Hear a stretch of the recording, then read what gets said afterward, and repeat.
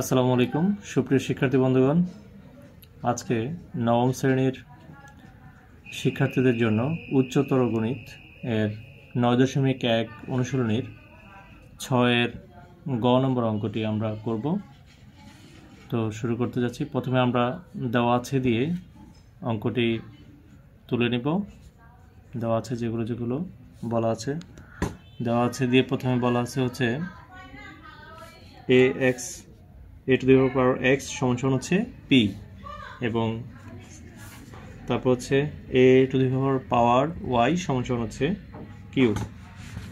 তো এখন আমরা লিখব, এবং আরেকটি দেওয়া আছে সেটা হচ্ছে a স্কয়ার সমান হচ্ছে ব্র্যাকেটের ভিতরে p square q to the power p to the power y q to the power x এবং তার উপরে পাওয়ার ব্র্যাকেটে z। তো এখন আমরা যেহেতু দিয়ে আমরা প্রথমে তুলব হচ্ছে a স্কয়ার সমান হচ্ছে p to the power y into q to the power x, এই অঙ্কটি তুলব।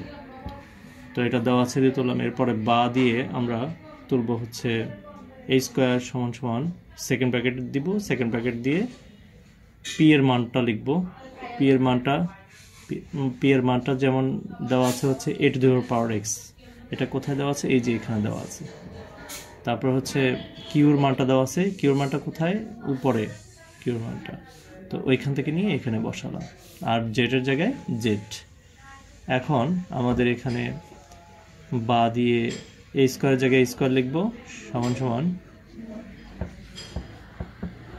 তারপর হচ্ছে তোমার a to the power xyz R a to the power xyz দুটো লিখে ফেললাম। এরপর a স্কয়ার সমান দুটো থেকে একটাই নিব, যেহেতু বেসগুলোর আমরা জানি বেসগুলোর যদি গুণ সম্পর্ক হয় পাওয়ারগুলোর যোগ সম্পর্ক। তো xyz প্লাস আরেকটি xyz যোগ করলাম। তারপরে a স্কয়ার সমান হচ্ছে 2xyz, কারণ হচ্ছে কি xyz আর xyz যোগ করলে 2xyz হয়। উভয় দিকে 2 আছে, এই পাশে a এর উপরে পাওয়ার 2 আছে আর ওই পাশেও 2xyz আছে, তাহলে এই পাশে 2টাও লেখার দরকার নেই, ওই পাশে স্কয়ারটাও লেখার প্রয়োজন নেই। সরি, এটা ভুলে লিখে ফেলেছিলাম। তো xyz, তো এরপরে দেখা যাচ্ছে আমরা একটু সাইডটা চেঞ্জ করে ফেলি। a to the power শুধুমাত্র xyz সমান হচ্ছে a to the power, এর উপরে যেহেতু কিছু থাকে না সেহেতু এখানে আমাদেরকে a to the power 1 লিখতে হবে। a to the power 1 লিখে ফেললাম। অতএব উভয় দিক থেকে বেস যেহেতু একই রকম সেহেতু আমরা শুধুমাত্র xyz সমান 1 লিখব।